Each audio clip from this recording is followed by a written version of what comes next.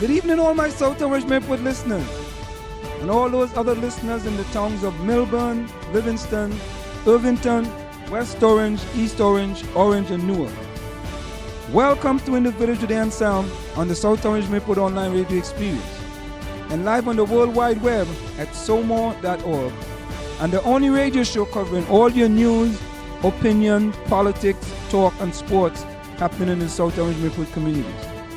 You can listen to us every Monday through Friday from 8 to 9:30 p.m. That's 8 to 9:30 p.m. And reach us at 973-327-3626. That's 973-327-3626 to participate in the discussion.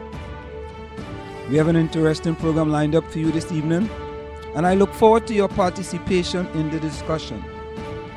Now, tonight, we're going to be going outside of South Orange and Maplewood, because there are some new mayors in Irvington and in Newark.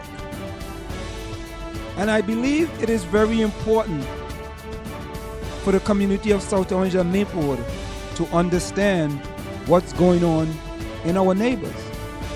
Because Newark is neighboring South Orange, and Irvington is neighboring both South Orange and Maplewood. But before we get to that, we're going to get to some news, what's going on in South Orange and Maplewood. You know, since this is called the South Orange Maplewood Online Radio Experience, we have to sort of stick to our program and bring you news that's happening in the communities of South Orange and Maplewood. So let's go to my good friend Joe Strupp and go to Maplewood Online. Special Board of Education meeting tonight. The Board of Education will be having a meeting starting at 7:30 p.m. tonight. And they were talking about hearing of individuals and delegations. They're going to be dealing with some resolutions. And they're going to be talking about reappointment of non-tenured staff and the reappointment of all of the staff. So go over there to listen to the Board of Education meeting that started at approximately 7:30 p.m. Let's go over to the alternative press. Community Coalition and Race Roundtable. We are all susceptible to bias. Anyone can be biased without realizing it, regardless of their race or gender. That was the conclusion of those attending the South Orange Maplewood Community Coalition and Race Roundtable discussion on implicit biases held at Temple Shuri Tefillah, Israel, on Wednesday night. People of color discriminate against people of color, said Anthony Green, Vice Chairman of the Coalition Board of Trustees. Green said, women discriminate against women. If those are the messages they receive, the point is everyone is susceptible to those sort of biases. The event explored the racial, sexual, and other biases that people come into contact with every day but are not overtly expressed. When we talk about implicit bias, it's not a simple concept, said Elizabeth Williams Riley, President and CEO of the American Conference on Diversity. It is not something that's easy to identify. It's something we do without really thinking about because they are ingrained by our everyday conditioning. Attendees watch a series of videos documenting subtle racial and sexual discrimination and talk about the biases in each as well as the effect on the wider community. We are exposed to something like 150 messages every day, Williams Riley said.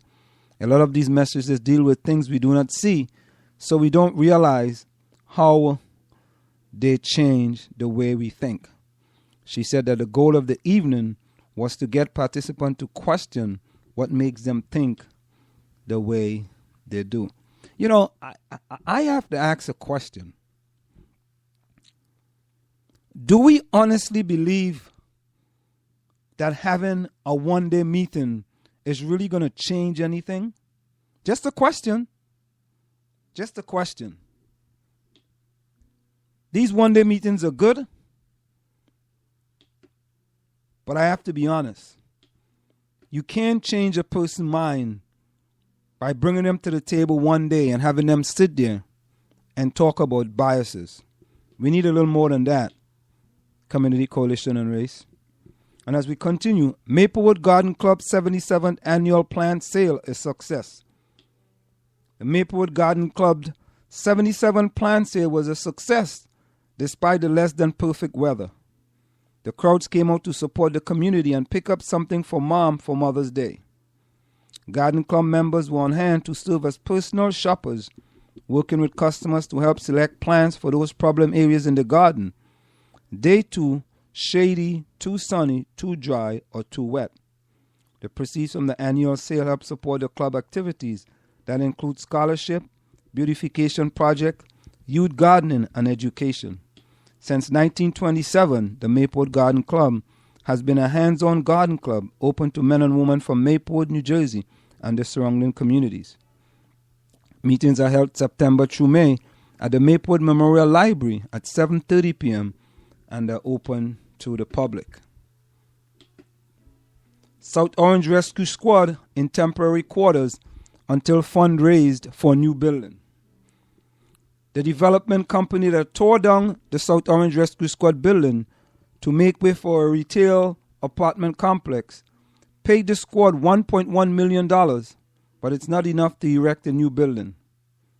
Squad Captain Dan Cohen said the squads must raise additional funds and will appeal to the public for help through donations, fundraising efforts, and volunteering. Bunny Sports Bar is hosting a fundraiser from 9 p.m. to midnight on May the 31st. That amount was never intended to be what it will cost to construct a new building. It was the value of the additional space gained by removing the Rescue Squad headquarters from the Third on Value project, essentially payment for our building, Cohen said. Originally, South Orange took the lead in deciding where to put the new squad building and gathering information on construction costs. The Board of Trustees debated a proposal that will have included an emergency shelter space on the second story of a new building, a plan that the Public Safety Committee did not support. Reconstruction of S-curves on track for 2016 completion. The reconstruction of the portion of the South Orange Avenue known as the S-curves to improve safety is on track to be completed in March 2006, according to the Essex County Executive, who spoke at the May 12 Board of Trustees meeting.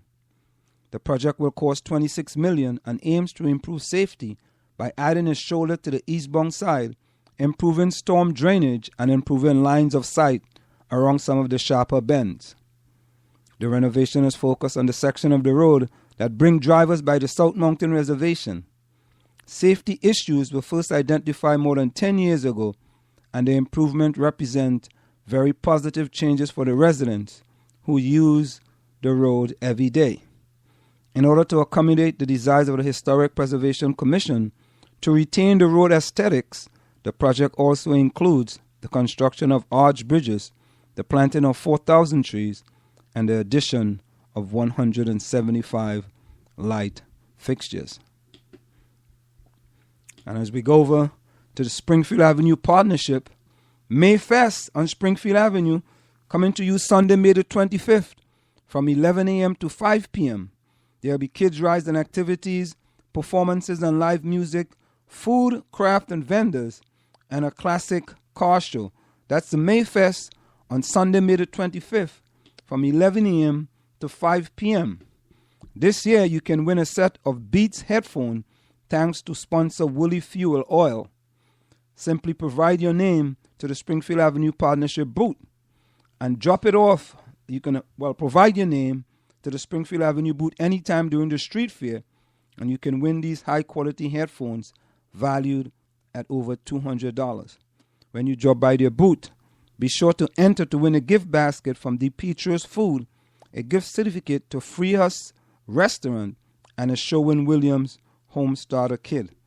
And there are several of the companies on Springfield Avenue that will be participating in the Mayfest on May 25th from 11 a.m. to 5 p.m. Let's go over to the Essex News Daily. Special dance ready to wow. Student performance in Columbia High School Special Dance Company have put their hearts and soul into choreographing and rehearsing their annual performance, which will be Friday the 16th and Saturday the 17th at 8 p.m. at the high school.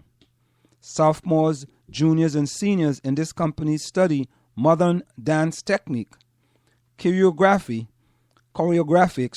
improvisation, and dance history under the direction of Candice Point du Jour, Director of Special Dance and Dance Educators at CHS.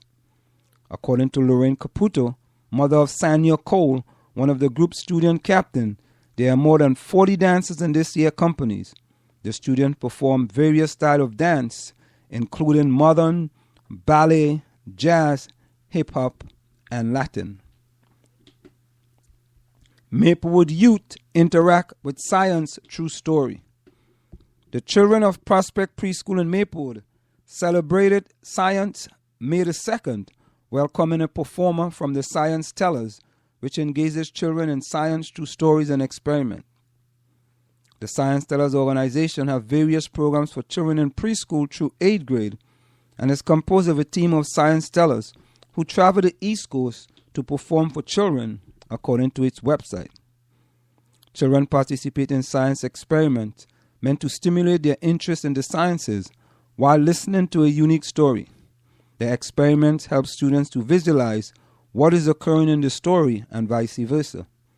Justin Morori, the science teller, who came to Prospect Preschool, told the News Record that there are 3 elements to each performance: storytelling, science, and jokes.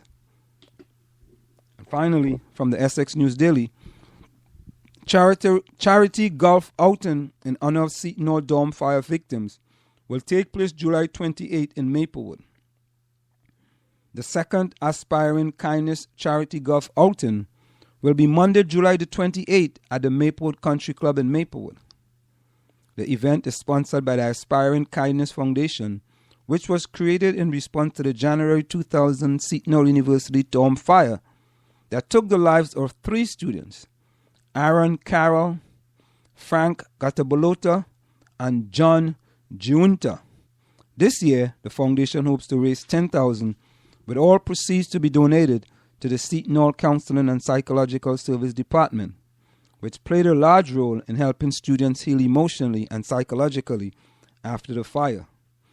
CAPS Director Catherine Evans says the foundation's generosity means a great deal to us and adds the money raised will go directly to help students.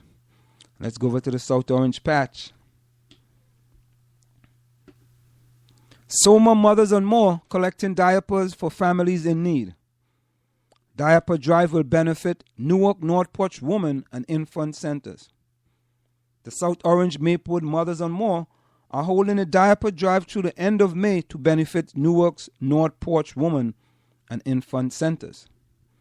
Disposable diapers, including open packs, can be donated at the following location: the UPS store located at 4 South Orange Avenue in South Orange, the Blue Plate Special located at 325 Irvington Avenue in South Orange, and Vanessa Pollock, Keller Williams located at 161 Maplewood Avenue in Maplewood on the 3rd floor. There's a strong need for sizes 4, 5, and 6, and pull-ups in sizes 2 through 3T, 3 through 4T, and 4 through 5T. According to the National Diaper Bank Network, disposable diapers cost up to $100 per month for each baby, with 1 out of 3 families struggling to pay for them. Those who donate diapers can be entered to win a gift card to Spark House Kids in South Orange or Words Bookstore in Maplewood. All donations are tax deductible. Columbia High School